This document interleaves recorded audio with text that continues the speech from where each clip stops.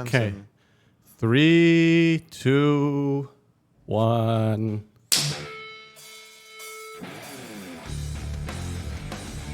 All right. Okay. We can start just talking killed a about fly? Yep. Killing flies.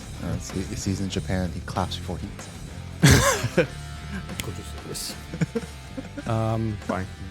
Yeah. So June can't make it here today, unfortunately, because he had a I family think he's been emergency. trying to delay the pitch to us. Yeah, he is. Yeah, well, yeah. his mom is in a hospital for real. So Are you sure? How do you know? he sent pictures and he sent the hospital How do you know it's not? admittance sheet. That could be How do you know it's fake. not AI? It is AI probably. You know.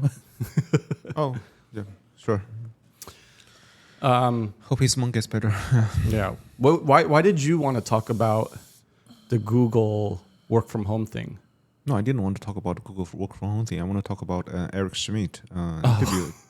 Okay. So what where did he say? he said lots of things which I mean, depending on different interpretations. Some people say that it's not particularly politically correct. Some people say that it's controversial. And Stanford, which originally published the video, actually took it down. I'm not sure if you guys watched it. No, I know. I didn't watch it. I think it'd be helpful if you gave us. Give us the rundown. The contours of what Also he give said. the audience a... So basically, Eric Schmidt, who was the former CEO of Google, and went to give a sharing at not sharing, but more of like a Q&A session at one of the Stanford, I think computer science classes, and apparently he was not aware that it was being recorded and it was put online. Then he said a bunch But how of. could he not know that? I thought like all Stanford lectures are like always. I don't know. I mean, somebody probably told him, just like, I mean, when your colleagues come to you, hey boss, I need this proof. We say, yeah. Yeah. Okay. Yeah, I mean, it's not explicit properly. So he said things like the reason why Google is behind OpenAI is because Google prioritized work-life balance over winning. He also said things that he's now a licensed arms dealer because he's been helping the U.S. shaping some policies about defense. He also said, I mean, he basically said a bunch of things which seemingly was very, very candid and something that you would share in a very, very private setting. I mean, definitely not for the mass audience. And I think when the professor asked about certain company, I think Intel or something, and he said, "Huh." So this is something that, I mean, a polished speaker would not want to have in public. But you also wouldn't do that in a lecture setting in Stanford is kind of semi-public, right? Well, I mean, if it's closed door, like with like a bunch of students, then fine. And I think really in this day and age, well, I mean, he's 69, like detached from reality, maybe a little bit. And also he said he always believed Google to be open source. So I mean, there's probably some spirit out there, and if you believe it or not. But anyway, so I think amongst a bunch of things he said, the part about Google prioritizing so work-life balance over winning got the most attention in media. Work-life balance over winning. Yeah, and I think if you listen to All In this week, they also linked this to Starbucks. I mean, Starbucks just had their CEO replaced, right? Yeah. And I think they played crazy amount of money. They played a clip of the CEO, which was replaced, saying that you can't work after 6. If you work after 6, there's a problem. That's a cop out. He came from where again? It was He came from, I think, one of the FMCG companies, RB or something. Chipotle. No, the new CEO came from. That's a new one. Oh, you're talking about the old CEO. The old CEO. How's that pronounced? Chipotle. Chipotle. Right? Chipotle. Okay. Yeah. Chipotle. Yeah. Not Chipotle. I don't know. I speak Spanish. Yeah. Exactly. You should know. Yeah, I know. I'm just asking you because. I mean, Ooh. Okay. So yeah, so obviously I listened to the whole like an hour sharing, which was kind of interesting. He explained lots of things about the policies and AI and how things will change. I mean, he basically said that every 6 months he has to redo the assessment because 6 months ago, and he was saying that everyone believed that the gap between big companies and upstarts in terms of large language models was not that high. So people rushed. I mean, he invested in a lot of startups building like LLMs because I mean this was democratized, right? Yeah.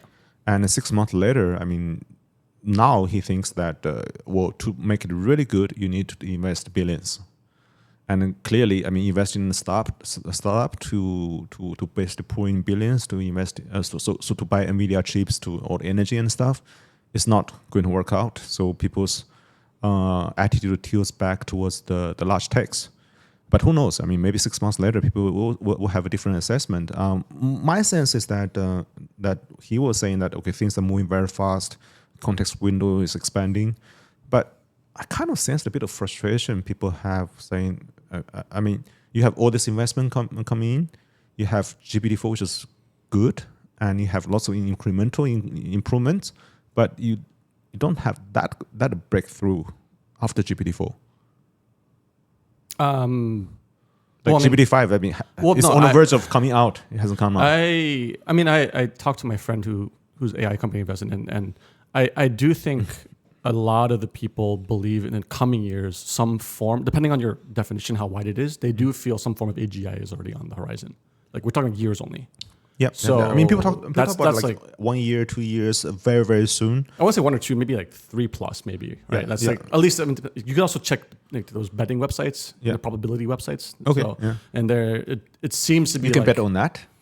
Like, well, yeah, it's You can bet on anything, it's like betting, or it's like more like sentiment tracking, and then you kind of like make a bet or whatever. But yeah, so I mean, like depends who you talk to, but there is a significant amount of I guess experts in the field who are actually building, understand the math, understand all that. They feel that it's coming soon, right? So and Yep. It's probably coming soon. When? By whom? So this is the question that I mean, people who are placing bets, what people who are putting money would need to think about, right? I mean, a rational approach is probably to invest in everyone. So you know, Alibaba. Is it though? Alibaba invested in all the large language model companies in China, I see. like all 6 of them. Yeah, well, I think the prevailing wisdom is that it's going to come from one of these big companies. So it's Possible, Not, yeah. Dave's thinking. Wait, so what did you want to talk about first? Yeah, there was a lot to break down there. Do you want to talk about the comments first? Or you want to talk about? Yeah, do you want to talk about the work from home, or do you want to talk about the AI stuff?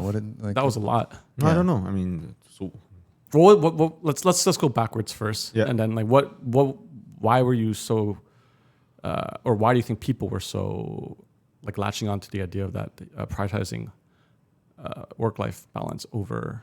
because I think this is something that is easy to blame, right? I mean, so especially people who pride themselves as entrepreneurs, hardcore, etc., they blame people for being too socialist, being, too work-life balance. I mean, But do you believe what he said? Do you think he believes what he said? I think, I don't know. I mean, I don't know Google enough, right? Yeah. So a lot of the issues that we talk about today, I mean, he was running Google for a long time, and he probably made lots of right decisions.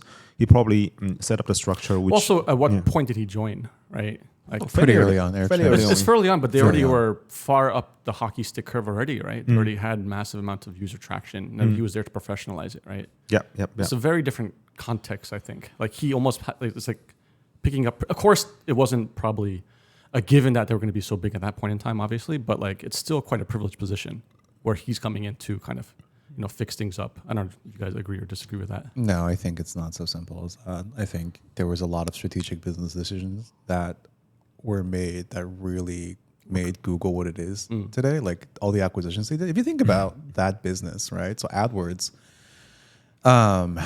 is it's a nice steady business, but what's really driving growth are things like YouTube. Yeah. That was an acquisition. Waymo, that was an acquisition. Android. That was Android. Yeah, that's true. That was You're these, right, you're so right, these you're are right, you're all right, these you're are right, so strategic decisions that were made at the top level after the core search product, right? So it's not just because they had one product that they would have, inevitably become what they are today. But then like it does. It's almost like how like I think from what I've heard from women, they look back at pregnancy with rose tinted glasses. They're like, oh yeah, that's fine. I'll make another baby. But I think I'm pretty sure they worked really fucking hard, right? It just can't be the case, especially to make that kind of success. Maybe his definition of work-life balance might be very different from someone else's, but I'm pretty sure if it wasn't him, then if people at the high level were working really, really hard, right? I don't see how you could build something like that without some sacrifice. Yeah, that's I think that's my point. Is I don't actually see what is so controversial about what he said. Yeah. Like, I mean, it's like I don't understand. I mean, to me, this is like I think he made a viewpoint, and obviously that there's this issue that Google is trying to reinvent itself. In the AI age, and they were the first to do lots of things. They invented the transformer, right? Yeah. And now if you look at the whole landscape, seemingly they are behind OpenAI and Microsoft and everybody else, right? Not everybody else, maybe far ahead of Apple still, but of course people are trying to find out why, and I think the issue it's because they prioritize work-life balance. I don't that think they're that's not ahead. no. I don't think that's the core, right? I Yeah, don't of think course that's the not, core, yeah. right? So and we extrapolate that into other companies. Starbucks, optimized their business model to the extreme, right? And now, how many possibilities you can customize your drinks, right? And Howard Schultz, he said lots of things right. But he picked like 3 successors, and the board eventually had to kick out all the 3 successors that he had picked. And they extrapolate that to Disney, right? Some successor was picked. 2 years later, it was kicked out. And then you look at Alibaba, right? Jack Ma handed to Daniel Zhang saying that, okay, I give you full trust. Like a few years ago, that Daniel Zhang was voted out, and the co-founders came back in to pick things up. So I think there's something in common there. well, those are interesting, right? If you look at Bob Chapek, Bob Iger, the Starbucks guy, I don't know about Alibaba, but actually, it's interesting because the successor essentially got kicked out for following the same strategy as the person that put them there.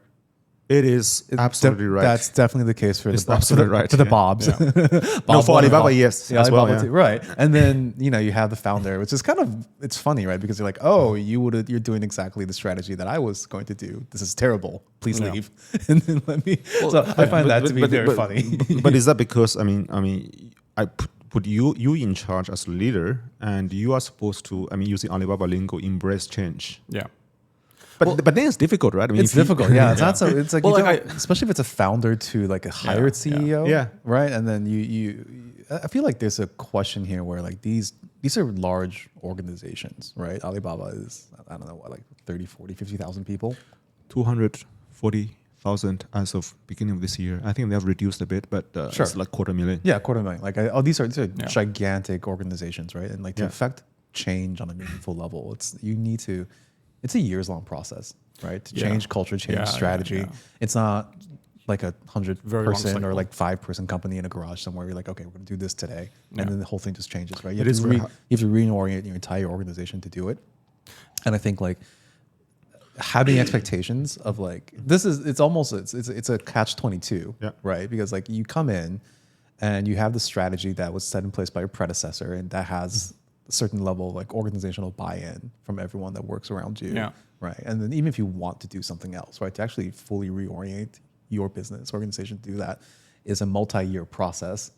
And I think there's also this element of when something just gets large, it's true.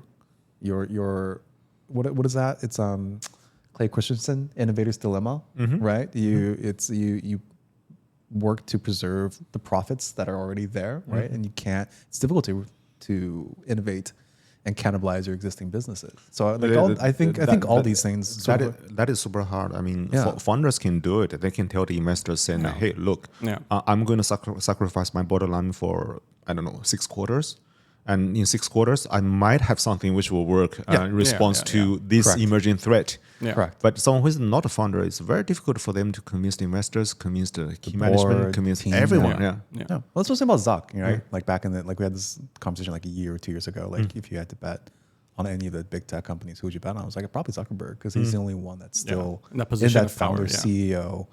Super voting shares. Yeah, he has that authority and then sort of the buy-in to make these decisions, right? And he did. Facebook Reality Labs lost like $12 billion a quarter for like what? For like He 8 had that quarters, power and 9 he used it. quarters. But he tried. He tried. But he tried, yeah, he And, tried. and now he has Timo as the largest customer. But anyway, Yeah. so Yeah. Have I told you guys about the book Riding Shotgun?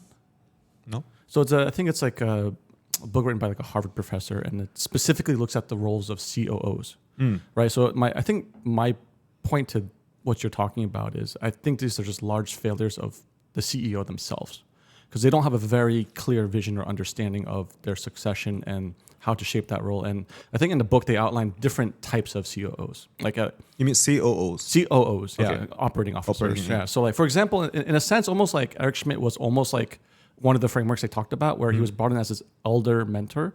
So a lot of times young CEOs, like especially from VC-backed guys, who start becoming like big profit machines, they will have to hire an older COO who will never take over, but they're just there to kind of like, help them mature the company, get it in order, run it like a profitable machine. And there's other COOs where, so it's very specifically for succession planning. Then it's very clear in this time frame, this is the expectations, and then you kind of transition. So there's like a whole bunch of different frameworks, I think. And I think that it's just that these CEOs just couldn't let go and didn't have proper foresight. Maybe like they just couldn't really find the right framework of how to transition. Maybe it wouldn't have to. You mean the CEOs who are retiring who are supposed to transition something to the successors? Correct. Because they just by right, you should have set up everything in place. Like Dave says, it takes a long time to do this. Yeah. You were talking like probably 10 years in the making to probably make this work. You're bringing people up, and then of course there's multiple people competing, and one guy gets it, the other guy has to leave the company, right? And then it's just, I just think it's a big failure on the CEO's part. Like they should have. There's no way why they should be going backwards and taking over again, making this big mess, destroying shareholder value, right? It's a big failure, I think. So, but it's something that is inherently very hard. I mean, so for many of them, I mean, it's just like parents, right? I mean, you do it for the first time, and your succession for the first time, and but it's not like this is not known. This has happened a lot. It has been documented very well. There's a lot of literature on this. People do PhD studies on this, right? So I don't know. I don't know what is it. Is it ego, power, influence? I don't know. But again, I'm going back. I don't think what he said was that controversial. Like you have, I just don't. It's true. Well, I think it's true. When you have a monopoly, you have a search monopoly. You just print money. Yeah, right? correct. You're the greatest money printing machine that's ever been created. Home, I mean, of course, you're going to not be as hungry and competitive as someone. I agree with you. That's just the truth. Yeah, I agree with you. It's not controversial. It's I mean, for me, it's interesting because I first saw that is, I mean, somebody printed in news saying that okay, he said something controversial, therefore it was taken down. And of course, I mean, that got me curious. And the natural response for me is, hey, let me find the original video to watch to see what he actually said. I see. Okay.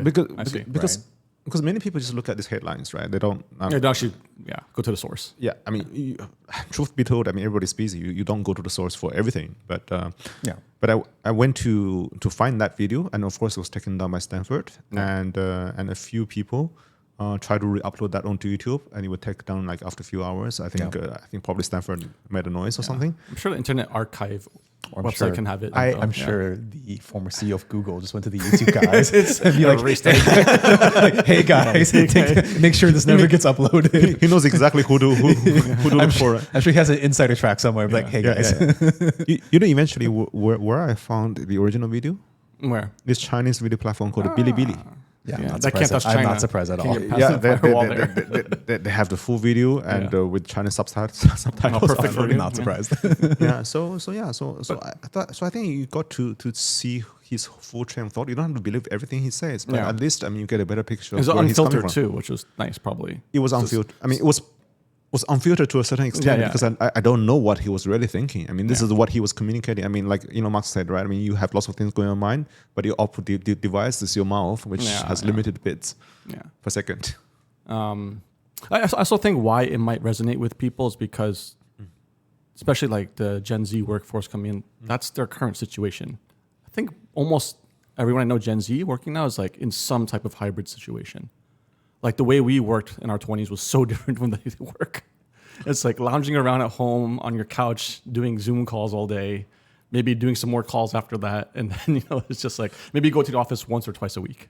Right? I think it's bad for them, actually. I think it's bad. Yeah. I think the work from home works for people who are in their 30s and been more established in their careers and have things going on personally. But I think actually, not to sound like a boomer, no, but like when you're young and you're learning and you're like kind of this is like your first or second job in a workforce, having colleagues, having these like informal relationships, like mentorship that happens naturally. That's like all stuff that's really important. You bond more. Yeah, it's like formative. even doing our podcast like in person is high fidelity. Yeah, going to the office is high fidelity. Like you just what you can bond over and the things you could do during work or after work, even before work. Right, it's just all creates that kind of that more longer lasting. It's like why when you do your business trips to taking your Chinese companies or Southeast Asian companies around, right? After a few trips, like you said, you bond very deeply with them. Yeah. I mean, you spend 3 days with someone versus you spend like an hour or over a Zoom call. I mean, you understanding each other's intentions, each other's real struggles, and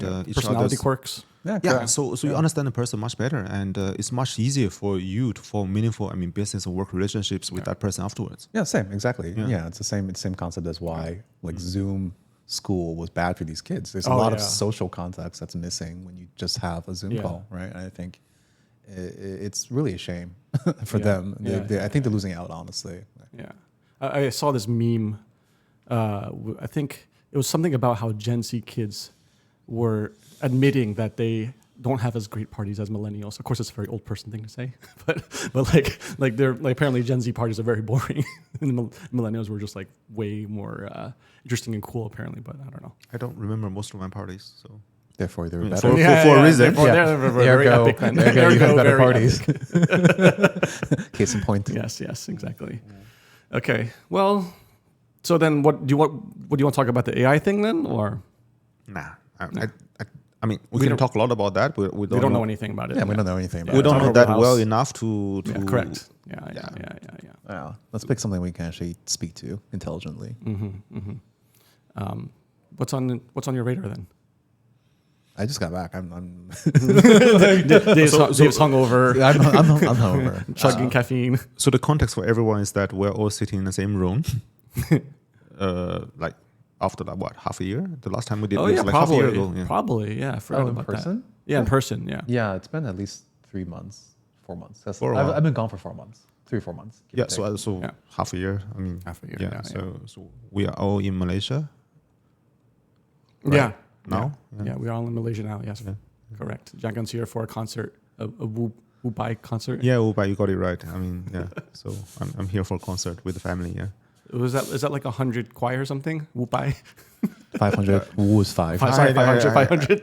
I don't know well enough. I'll figure out tonight. So. Okay. So yeah. So what do you want to talk about? I don't know. Should have done some planning before that. I asked. No one said anything. Yeah, that's true. Because I thought we were going to talk about June's thing, but then he backed out last minute again. That's like 4th time he's backing out. Yeah, I know. Doesn't want to see us. Do you want to talk about Kamala Harris, her new policy, which I think it's... oh, God, which one? the price fixing? The price gouging thing. Oh, my God, that's so fucking stupid. Like, why would you... What's the context? I don't know the context. You're not following U.S. politics? It's so stupid. I mean, there's no point, right? It's a either or vote. It's like it's like your vote doesn't matter. Yeah, it doesn't matter. So it's like you are going through a term. You just need to like at the end of before 2 weeks before the exam, look at the summary and what happened, and they make a decision. Not even. So I think she basically wants to cap the profits of grocery stores' food supply chain, and so obviously, I think they also talked about Sunolin, but essentially, we've been here. Dozens of times before. Price fixing never works.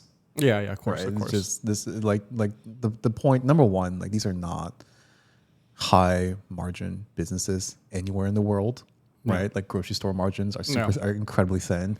CPG company margins, if you just look at their balance sheets or not balance sheets, their P&Ls also very, very thin. So it doesn't even make sense from just like a actual impact level.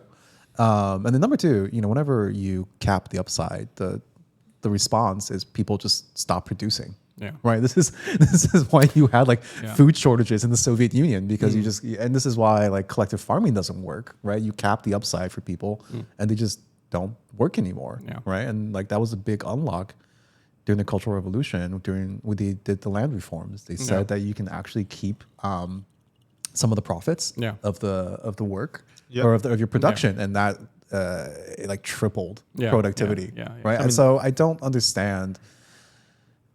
And it's a bit surprising, because you would assume that the people around her have a sense of history and understanding. This is not. So, but you actually think it's real then? I mean, it's just got to be talking to the base, right? It's just It could be pandering. It could be, yeah. So it could be a talk. It's true. Because inflation is down, right? Fed's going to cut rates.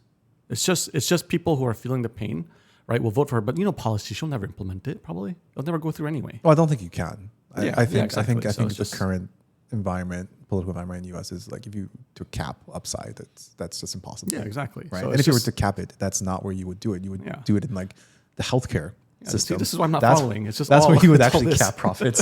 So Right. So this kind of thing. Oh, I mean, of course, I'm not a stakeholder in U.S. politics, but of course, I mean, everybody in the globe will probably be impacted by whatever that comes out of that, because that has implications. So when Kamala Harris was first nominated, I mean, of course, there was a bit of controversy about how she got nominated. But at the end of the day, I think many people got excited because there's an alternative to Trump, and lots of people didn't like Trump for various reasons. And of course, I mean, coming from outsider's point of view, I was looking at, okay, what does she stand for? Because and like after a few weeks, there was just like attacks on Trump and nothing concrete. But I think And that's the the first thing that biggest- came out yeah. is this price gouging. No, but I think her platform is very simple. It's just I'm not Biden. I'm also anti-Trump. Right? It's like that's like the biggest thing, and then she's like probably hitting that, right? Or I mean, I'm not following that closely, so I don't No, know. that's basically it. Yeah, Basically, and from a strategic point of view, it's just that's all she needs to harp on. it's the political equivalent of running out the shot clock. Yeah, Right. It's like it's like a better. It's like the first version of Biden, but then this is like like Biden 2.0, right? It's like But eventually, on the 10th of September, she's going to come on TV to have a debate against Trump. Oh, yeah? So how is that? I mean, I don't know. I mean, just it'll be better than Biden for sure, right? It was interesting to see. I mean, how you guys see that, how that debate will unfold. So historically, this has also been a big criticism of her over the last month, however long she's been the nominee at this point, or the candidate. Historically, if you look at her track record, she does very poorly in these live fire, impromptu performances or contexts, right? So there's you just Google this plethora of videos, right? The one where she talks about going to the border. And then she's like, we've been to the border, to the border. I've never been to Europe, but why does that matter, et cetera, et cetera. So I think it'll be, she doesn't have that sort of like agility. like Trump. Yeah, you can like riff and play off the cuff. And I think that's also been a criticism is she doesn't do any of these like non-scripted events. Everything she does is, very controlled, contained environment, reading off a teleprompter. So it's a very inauthentic, candidacy, which is actually interesting because it goes back to that Eric Schmidt thing. I think it's one of these things where, we reach this environment where everything is so perfectly manicured and presented that when someone actually says what everyone kind of already knows and thinks, but he says it out loud, it becomes this like, oh my God, I can't believe he said that. But really what he said was just people need to work harder. And it's the same thing with Kamala Harris, right? I mean, she's just presenting this very polished, manicured version, but what really she thinks and how she really respond, like no one really knows, right? And I think that's the weakness. Like you need to like kind of get back behind that veil and understand who she is. Was that the point of Eric Schmidt's comment that you need to work harder? He's saying that Google prioritized wrong. That they okay, so that was the point. He Okay. went on to give example. He said, I was meeting Elon Musk for dinner somewhere. Then ended at 10. Then he flew off to meet the XAI team at 12 in a different city. Oh, I see. He said that kind of hardcore, and basically Eric Schmidt was saying that, okay, look at founders. They are uncomfortable to work with, but look at what they get out of people and what are kind of things they can achieve. So when you are in an age of major transformation, if you don't work hard, you are not going to be ahead of your competitors. Well, I mean, correct. I've come to a realization after this stage in my career is that I think for the majority of people, the average or slightly above average, like if we're looking at the ladders, like the white collar, they're not going to work hard. They're just going to plug into the machine. But there's always going to be that small percentage of people. Say if it's a bell curve, right? Those people will always work hard. It's just how it is. And I think, just questions like, do you want to be in the middle, an average, or do you want to be, have some outsized outcome? And outsized outcomes only come with some sacrifice. So I mean, I don't know why it would bother people. You're just going to be average, or you're just going to be not average. And if you want to be not average, then work harder, right? So naturally, for a large company, and you have I said right, Alibaba has like 250,000 people, and most That's people actually crazy. Why do they need that many people? I'm actually They have curious. like 30 plus businesses. But still, that's a quarter. That's still a lot, But actually. I think it's a certain point, especially in Chinese companies, where you transition and you basically become like a quasi SOE. I mean, it isn't actually an SOE at this point, right? All the big State shiny, enterprise, all yeah. the It doesn't have the protections from the government that SOE will get. But, Not literally. Yeah. But my point is, I think with Alibaba's case, right? I feel like at a certain point you transition from being your mandate is to create profit and make money to basically provide employment for people and some sort of like social stability, right? Otherwise, like again, Look at all the banks in Singapore. yeah, There are exactly. That many people. Yeah, right? yeah, exactly. Like, why do you need so many? Why do you need a quarter? I understand. Yes, it's 30 businesses, but Yeah, do so- you really need a 250,000 people? Probably not. I mean, somebody from a senior banker from one of the European banks based in Singapore and was telling me, like, quite frankly, about a year ago over drinks, he was saying that, look at all these people we hired. I mean, 70% of them are probably not doing anything meaningful. And That's we know, true. Well, Yeah. And we know that. Most people just work for a few hours a day and then that's it. And we know that. We know that. But the thing is that, I mean, you have to show some social responsibility because there are people who are highly qualified and who will not be able to find a job elsewhere. I said, okay, that sounds like oxymoron to me.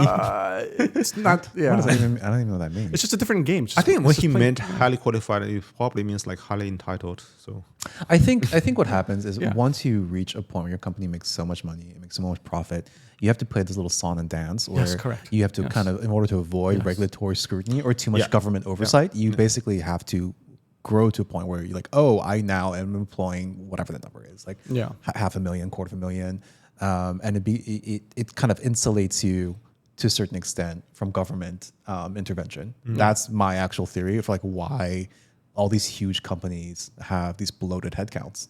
Otherwise, Yeah. it becomes very easy to target someone like, if you're like 100 people while you're making $20 billion, right?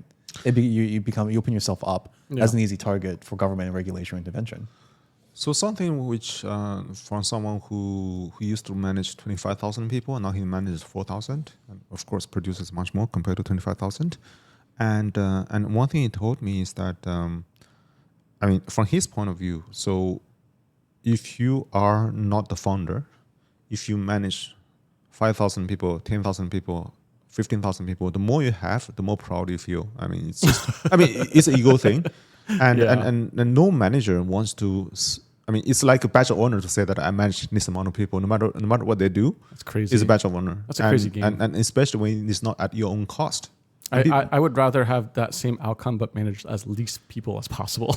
Yeah, so just- so now if you look at all the tech companies in China, everyone's looking at like Pinduoduo, right? Temu, right? Yeah. So we have been tracking their headcount last week. My colleagues doing some tally using numbers. So they have expanded Temu, like Pinduoduo as a whole, right? Market cap higher than Alibaba now. So they have expanded from 13,000 people to 19,000 people over the last 2 years. But still, it's like less than 10% of Alibaba. Yeah. They do more revenue than Alibaba, or it's comparable? It must be similar. To same market cap. GMV wise, I think smaller than Alibaba, but profitability wise, I mean, profitability and growth are superb. Yeah, so their output per employee is Yeah, significantly productivity is higher. better. Yeah. And I was talking to someone who is working for another major tech company for some joint project, and she was telling me quite frankly, she worked for Pinduoduo for a number of years before she switched over because Pinduoduo is too tiring. I mean, number of hours. But what she was telling me that if I still worked for Pinduoduo, I mean, the 40 minutes I've spent talking to you just now, I've already have a budget sorted out, I already have an outline, and I already have a timeline. So for this company, what I'm doing is that I'm collecting the initial information. I have some sense of what I can do. Then I will go back to run a 2-month internal approval process. Wow. Yeah. It's crazy. Tell you another anecdote, which I personally find funny. So it came from a competitive team. I will not name which one. So they're saying that, okay, Temu has an idea. No, the bosses of Temu have an idea, and they quickly calculated the potential ROI. They got a team to implement that, and the results of the implementation came out, and they made a decision whether to scale it up or kill it. The whole process is done. The other company still hasn't finished building a PowerPoint for the meeting to assess that idea. Oh, that's not so bad. I once had coffee, or I was having dinner with a friend in Hong Kong who works for one of the large insurance companies. And I was asking, what did you do today? And she told me she had a 2-hour conference call about what font to use on a PowerPoint presentation. with like 8 people. Wow. Right? So this is like 20 hours of productivity about PowerPoint fonts. I'd be very interested if you could do some comparisons, like those highly productive Chinese company against like comparables in the US. That would be interesting, I think. I mean, the highly productive Chinese companies, you look at a few, and of course, most of the companies look from China, they're highly competitive, but they're not necessarily productive. Interesting. But there are a few companies which really, really went to the extreme. I mean, in certain aspects. I mean, Pinduoduo is one. That's why Tim is growing so fast. Luckin Coffee is another one. Yeah. Mixue, the ice cream and company. bubble tea is another one. So the three of them optimized themselves in different ways. And they are pretty crazy. So it still follows power laws. It's still not. You're still going to have your majority that's not productive, but you still just have some crazy percentage that are just very hyper productive and innovating and pushing, right? Yeah, you have a few which at the extreme you will see that these companies are always there and growing, while the others will come and go. They get more funding, they will grow, and after a few years they will implode. I think it's probably no different in the US too. Probably that'd be my guess for like the top productive companies. Which are the top productive companies in the US? I don't know. I mean, it's WhatsApp before it was acquired, but it was not making money. So yeah.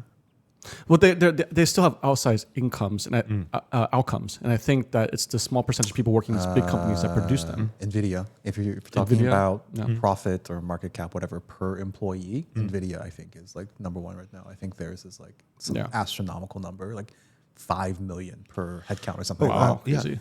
Talking about NVIDIA, there was one thing that Eric Schmidt mentioned in his interview or dialogue session. He said that when the CUDA language that NVIDIA uses to program its AI chips first came out in 2008, and I think that back then Eric Schmidt was still at Google. He said I thought it was a terrible idea, but a few years later it seems that it did it. I mean, it just became the default standard. I mean, you can't get away from that. AMD tried so hard to do something parallel to bypass that, but they couldn't.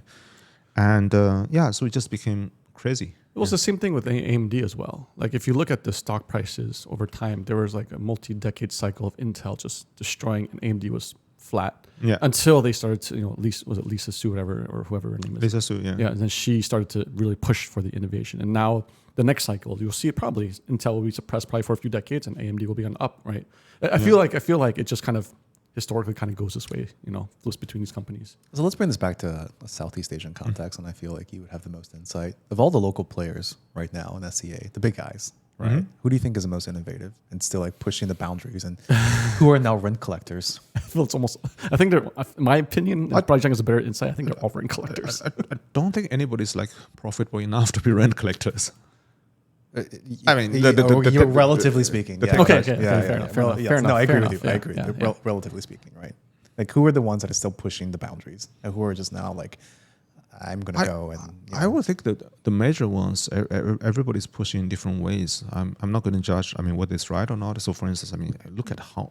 Whether it's right or not is irrelevant. Grab internally is having like a 2-month like cultural revolution on AI. Like everybody's like studying AI to whichever extent. So and we look at when you say cultural revolution, you're talking about the period of time where they kill all the intellectuals, or the period of time when they're like, oh, we fucked up. Or you mean like revolution in general? Cultural revolution in the context that you would have lots of posters, lots of seminars, lots of it feels like it's a major movement coming in. Like public guilt sessions where you have to confess your crimes, because cultural revolution is a very specific term. It is a cultural revolution. I mean, the intent of cultural revolution is to reform the culture.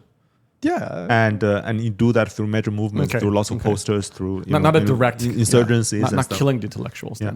And we look at Shopee. I mean, did you guys follow the Shopee results this time around? Give me the highlights. I'm not going to go to the details, but basically a very good set of results, and the stock price went up like 12%. Oh yeah. The first trading day after the results, and collectively 20% over the week after. So people had lots of confidence. Have they pulled out of their random expansion markets that they really pushed into the last couple of years? They have pulled out, most of the markets. So that was just an entire colossal waste. Yes, shareholders. Yes, absolutely. Called it. Yeah. So 20. So the only market they have left is Brazil, which I mean they Oh, wow. They entered before the pandemic started. So that's the only market outside Southeast Asia plus Taiwan where they still have a sizable presence. And over the years, I think I've had lots of observation of how they were managing this expansion. I think they lost themselves in a way. So they felt that okay, they have something superior compared to the local competitors. But I mean, I think it's probably true, right? I mean, India, they can probably run more efficiently than Amazon India or whoever. And when they go to Latin America, they can probably run it more efficiently than Mercado Libre. When they go to Poland, they can probably run it more efficiently than Allegro. Yeah. But when you put everything together, organizationally, I don't know. I mean, they just don't have that. I mean, the leaders just don't have that mind Muscle? space and people and organizational capabilities to run all this at the same time.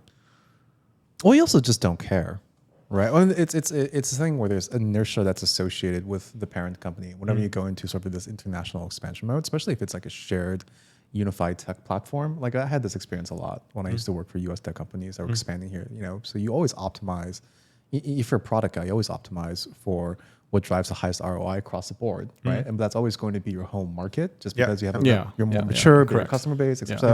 So when they do, feature rollouts, product rollouts, your product, you're always like at very, even if you're the largest international market outside of the home markets, you're still probably so low on that priority list that you just don't get anything that's useful to you. The same thing goes back to what we talked about. I mean, when companies are looking at innovation, right? I mean, the innovators, that dilemma. So we have something new. I mean, how do you allocate resources to this new thing, which might be transformative, which might not be, but at the moment, the numbers don't make sense for you to allocate resources. So that requires the leaders to come in saying that, hey, I'm going to convince everyone saying that, hey, I'm going to bet on this. Move the resources, and but the thing is that I mean we have so many different markets coming at the same time. Yeah, correct. The leaders don't have the time and to think about so in Shopee's case, right? I have this market in Poland, I have this market in Mexico, I have in Colombia, I have in India. Well, it's also this is because it's all very centralized, right? There's a lot of centralized shared resources, marketing, probably decision making centralized. But like, say if you were to decentralize that, do you think it could work then? But that's what I'm saying. That's the inherent conflict. Yeah. Right. Because you always have a mothership that you're beholden to. Right. That's you're not. I mean, we've all done this, right? You're not the entrepreneur going out raising your own capital, deploying your own resources. You're always you always have someone that you have to report into and justify everything that you do. Yeah. So it's almost a worst. Interesting. It's worst of both worlds, right? You have some. I mean, there's of course advantages. You have the resources. Someone will give you a budget and you have money and you don't have to do that. But at a certain point, you need to have some sort of autonomy, and I think it's very difficult. To grant the level of autonomy that's required to really win in these markets. Yeah, because you can't be a cost on the balance sheet, right? You have to be really printing money to make those decisions or push, right? Yeah, but you are a cost on the balance sheet. You are the cost. And for foreseeable point of time, I mean, when we did our live commerce immersion in China, where people from platforms from different countries, they came to China with us. They said, okay, we have tried different things to promote live commerce. This doesn't work. And one thing they learned over 3 days talking to different parts of the ecosystem, and of course, first you need to organize the supply chain. Second, if you look at all the Chinese platforms, they didn't run a pilot for live commerce. It's basically some leader saying that, hey, I think this is the future, I'm going to bet on it. And then they moved resources, they give the subsidies, they prioritize the traffic for about 3 to 4 years. Boom, it took off. I remember during my brief affair with Shopee when we were... affair? Well, I mean, I was at Shopee for a few months. You were at Shopee for a few months? What was this? Very early days. Thailand. So I was launching Thailand. He could have been very, very wealthy by then. Probably, yeah. But then I remember I wanted to actually specifically move from Thailand office to Vietnam because I had worked there previously. I thought a bigger impact. But the Garena influence was so big because that's their biggest money-making machine that apparently they had a lot of autonomy and influence and push. So, I mean, even though Garena was probably based in Singapore, right, and decisions were made there, but it's like I couldn't just easily be picked up and placed there and just help out and launch. So it was interesting. When I look at Shopee, and they have a well-oiled machine of local leadership across countries in Southeast Asia. So to the point, I think some of the leaders in central functions or business units, they feel frustrated because they can't win the arm wrestle against the local leaders over certain decisions. And when Shopee tried to replicate that beyond Southeast Asia, where they don't have well-oiled machine, they don't have the local leaders which have sufficient trust by the central leadership. They have to deploy people, they have to send people. Yeah. And the story becomes very different. Yeah, but that's I think always the inherent contradiction, right? Yes. Within these international expansion, it's and also especially when you're a publicly traded company and you have the pressure of annual or quarterly filings and reports, you can't just toss money into a black hole for 40 quarters. Yeah. Unless you're Mark Zuckerberg. Well, because I did like for 12 quarters, right? Yeah. Well, no, I mean, number one, you can do that if you have like if you have like margins of like 60%, Oh, yeah, which correct. they do, Yeah, which yeah, they yeah. do not. Shopee doesn't, yeah. Yeah, right. So that was always, I think, the inherent contradiction here. It's like you need to be able to like invest, especially in like emerging markets and something like trying to bring e-commerce Yeah. into an emerging market. That's like I started in Malaysia in 2012 when we were burning money, and it's been 12 years. Still burning money. Still And people burning money. are still burning. People are still burning money, right? Like obviously the scale's bigger, it's more advanced, but really like if you look at it from like a really macro zoom out point of view, not that much has actually Not changed, changed, yeah, right? I mean, correct. like you've gone from like 2% penetration to so- like 4% penetration at this point. So, right? so yeah, tying it back together, Jang, and what's your answer to Dave's question? Who's the best comparable of what was it? Was it like Yeah. which of all the big players, right? Who is the most innovative at this Yeah, point, correct. or like who's pushing the boundaries? I mean, there's not that Gut, many. gut of them. call. No, I think- Gut call. Just like call it. No, I think at the end of the day, it's who they benchmark themselves against, right? If you benchmark them against like Meituan, Pinduoduo, or No, you have to even you have to ByteDance, you have to benchmark against their local their peers, their local peers. Which fair enough. The Chinese Okay, ones yeah. are, Just focus Southeast Asia. Yeah. yeah. I give you example like Zeus Coffee in Malaysia. Okay. I think they have a void of like nobody's particularly stronger than them in the region. I mean, a slightly tech-enabled, fast in product innovation. I think 200 plus stores in Malaysia now, right? I thought it was bigger. Expanded pretty fast, and now they're expanding into the Philippines. Yeah. Question: now Luckin is for sure coming into Malaysia. Will Zeus compete against Malaysia? Compete against Luckin meaningfully? Well, it ties. It's a question mark. It ties back to what we said. Do they have the muscle and the capability of being a parent company in China and managing internationally very well, right? So I look at Luckin's expansion. I look at Meituan's expansion. Their expansion compared to what Alibaba did in the past, or compared to what Tencent did in the past, it's very, very measured. Meituan tried in Hong Kong as the first sort of international. I mean, Well, it's not. okay. In Chinese context, you don't say it international market because Hong Kong is technically part of China. Yeah. They said it's international Yes, Hong Kong, that's what I Macau, and Taiwan market. Greater China. Yeah, it's You're going to Greater China soon. Be careful what you say. But anyway, so and so they went into Hong Kong and people laughing at them saying that, hey, so you talk so much about international expansion, you cross the Shenzhen River. So, yeah. but I see what you mean. They're like measured. Like at month, they became market number one in Hong Kong, and now they're looking at Saudi Arabia. And people said, "Why the fuck are you going to Saudi Arabia? Southeast Asia is closer; it's a bigger market, right? Saudi Arabia is small." Is it though? I mean, as a macro, yeah, it's smaller, but as an individual country, it's probably very 36 big, right? million people, 60% local. Oh, okay. So I mean, smaller than Malaysia in terms of like local population, but a wealthy market. Yeah. You have two players which are locally, which are doing shit, but which are very profitable. Yeah. So when I look at Meituan, and it seems that their strategy is I go to a market where I can surely win. That will give me the confidence. That will give my investors the confidence that I can go and tackle another market. Yeah, correct. And same for Luckin, right? Luckin spent. Actually, Luckin came to Singapore about the same time that Meituan went to Hong Kong. Right? I mean, within a year, they said, okay, this market, okay, we have large presence. We are kind of number one. Yeah. Then I'm moving to the next market. So it's not like, okay, I'm going to like 50 markets at the same time. That's how like Lala Move probably expanded with Blake, right? He just did country by country until each one was profitable, then do the next one, then do the next one. A lot of movie investors thought they were too slow, but it was probably the right measured move, right? But I think when a lot of move came to international markets, I mean, it's a tech platform. It had the same issues that other tech platforms would face, right? You would have infrastructure issues, you have the people issues, you have the talent issues, you have the sort of, I mean, how do you balance the product priorities across different countries kind of issues. So I think they did okay. I mean, they had this progressive sort of rollout. Yeah. Could they have been faster? Yes, but they are not.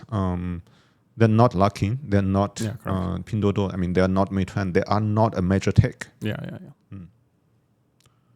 There was still a startup back then. So I think they did pretty right thing to separate China and international markets from product point of view. I think that was a smart thing they did from the very beginning. Yeah. And I also would tie this back to the Eric Schmidt comment. I think you have to understand his context, because the way they structured Alphabet was making bets. So they still have this, like, I don't know, muscle of being a founder. Like, he's very close to the founder, right? So they have this muscle of wanting to innovate and push, right? Versus, say, a very big, well-established machine that's just running the machine over and over and just trying to make sure it's safe and conservative, right? So in the context of that, you have to understand that they're trying to optimize on that. Like, they need to be innovating. But like, if a company's not really pushing for innovation, of course it's not going to make sense. So it's just like, I don't know, you got to look at your context and see if it makes sense for you. For large companies, it's inherently difficult. I think this morning I was having a discussion with my father-in-law. He was asking me that, he was asking me about Pinduoduo specifically. He said, did Alibaba not see Pinduoduo? Did they not try to stop Pinduoduo? I said, yeah, they tried. They knew exactly what Pinduoduo was. But when Pinduoduo came about, it was because Alibaba shut down their group buy service called 聚划算, right? Yeah. And all the sellers who couldn't afford high customer acquisition costs, they had nowhere else to go. And WeChat was not as organized back then. Then Pinduoduo found a way to organize WeChat. And then they acquired like tens of millions of users at zero cost. Zero customer acquisition cost, all funded by other people. So did Alibaba say that? Yes. But what could they do? They tried to launch a specific version of Taobao, which is exactly the same as Pinduoduo, and couldn't make it work because, within the organization, who wants to take this hard battle if not founders? And I said maybe now they can turn they have Alibaba has this second-hand marketplace called Xianyu, which basically means salted fish. Xianyu. Which I've been observing is getting a lot of popularity. People are selling new things. It become a underpipe for e-commerce, right? It sells things which are not that presentable on Tmall or the shopping malls, but it's growing fast. So maybe this is another way they could do. But for large organizations to defend against new upstarts, they know what's going on. As we mentioned about Starbucks, etc. Right? They have a strategy. They have optimized for that. And they know this threat is coming in. But for them to maneuver their organization to deal with this new threat is inherently very, very difficult. So I think the point is, if you want to look at innovation, or if you want to remain relevant, you're going to have to work hard. Right? I think number one, yes. So I think if you want to remain innovative, it works against your scale works against you. Yeah, that's true. Right. You're right. That's a good way of putting it. Your scale, if you want to be an innovative company, you need to basically be smaller. Correct. Right. And I think that's interesting because people are talking about the Google breakup or the potential Alphabet breakup. It's the same. When it makes sense, I guess. This has been done many times in the past. When what was it? The railroads? No, not the railroads. Standard Oil. When Standard Oil was broken up, and then. Actually, the resulting companies, the market cap was like 10 times the size of what Standard Oil was. When Mabel, AT&T was broken up, it's the same thing, right? The resulting combined market cap of the constituent companies ended up being significantly larger. And I think it'll be the same. I think for any of these businesses, right? If you break Google up, all the businesses will probably still be market leading. Yeah, but they'll be more innovative because then they have to compete right at that point. If we follow this thesis, then for Southeast Asia, if none of the guys that we're talking about can really truly be innovative, that means someone else is going to come up and then disrupt that, right? Well, I think that's maybe where you are. Like, can you get to maybe that's the inherent race. Like, can you get large enough where you make enough cash before your innovation or your speed of innovation slows down enough where you can't compete anymore. And there's a big thing against the... Can you reach that monopoly player or like oligopoly player status before your organization becomes too bloated to stop growing, right? So there's this debate in China saying that, Pinduoduo now is super efficient, like it runs things fast, but there will be one day it will become bloated as well. Will it happen? Will it not happen? Most people said that it will probably happen. Of course it'll happen. But we look at its competitors. Competitors are saying that, look, we can't wait for that day. Well, they'll die out before that happens. This is the natural cycle. Right? Like this idea that a business should last forever, it doesn't really make sense. Well, here's a question then, like, because... Has Southeast Asia become too complacent because the early investors and the early founders have made enough money? right? They have enough secondary that if, say, everything fails, they're still going to be fine. So they don't need to inherently be driven towards, because we're like, what's the visionary end goal? You know, like, is it still super app? like, are we still talking about that, or like, what are you injecting? What's this propaganda about in Grab? Like, what are we pushing towards the future, or is it really just going to be complacent and then someone's just going to displace them eventually? I don't think people are complacent. No, they're not. I don't think people are complacent, but I don't know. I talked to a lot of the senior managers. They have a pretty good, very well balanced life, like I've across Shopee and Grab, I've talked to like people are quite higher up, and then it's just okay. Maybe they're not the main core. I don't know. I think for two companies, the founders work pretty hard, and I mean, this is the thing about Southeast Asia. It's just whatever you do, you have different business units. You have like 6 countries, and that inherently makes the organization very complex compared to what you could do in China. Look at Pinduoduo. So now I think as of like 2 days ago, they were in 78 countries. And people said, oh, wow, how can you be in 78 countries? Lazada can barely manage 6, right? So, but they use one thing, right? They use the supply chain from China, and they have one anchor there. Yeah. And everything else is just, okay, how do I ship these things effectively? I don't have to deal with too many local to local issues. Oh, I should talking about that. We're doing research about Temu. How they move goods, right? I discovered how they move goods to Korea is super interesting.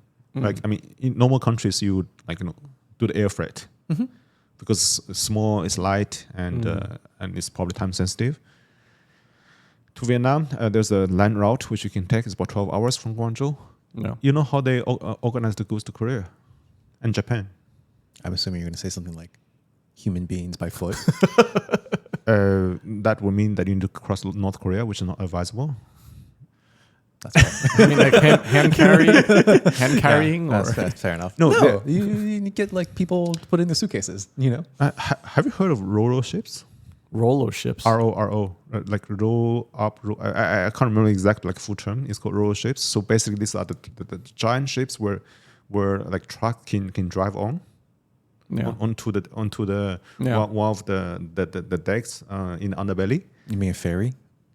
It's like a ferry, but it's much bigger. Okay. So BYD has that kind of road ship to ship all the cars to Europe. This is how cars are shipped across border, right? But there are these big ones where you can basically drive container trucks onto it, and it sails to another port. Yeah. And container trucks would drive directly off the ship into the warehouse. Yeah. So from Shandong province in northern China, there are lots of scheduled ships to, I think, 2 ports in Korea. One's, I can't remember exactly. Busan?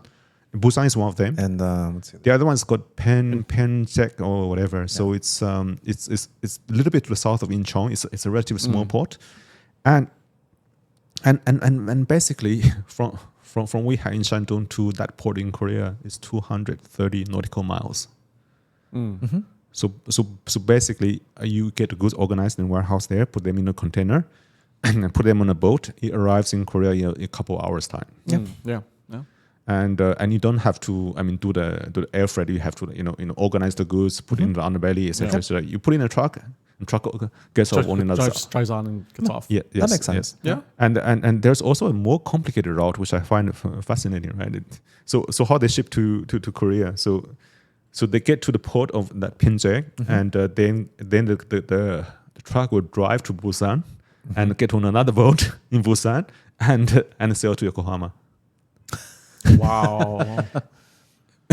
Interesting. Fascinating. Yeah, you get goods in Japan in 2 days. Air freight with all the time to organize and stuff, it will not be that fast, and it doesn't carry that much volume. Yeah, makes sense. Okay. Yeah. All right. To close off, when you say people are working hard in Southeast Asia, what can you define that? What's your definition? Founders are working very hard. What does that mean? Like define that. Spending lots of time working. I'm not saying that they're effective, but they are spending lots of time. Okay, working. so spend a lot of time in the office. Spend a lot of time working. A lot of meetings, calls, delegating. Yes. Okay. Have you seen how much weight Chris has lost over the last 2 years? No, I don't. I've not seen Chris in some lower days. No. So. Yeah. Okay. Wow. Okay. Yeah. That's like 12 years ago. Yeah. Yeah. Wow. Okay. All right. Anything else to close out, guys? Nope. I'm heading to some hotel for some lunch. Yeah, let's get some lunch. I'm hungry. All right, time to eat, and good to see everyone in person. Yeah. Catch up. Hopefully, we can do another in person one in the near future. Akan datang ya. All right. Okay. Bye bye. Bye, guys. Bye.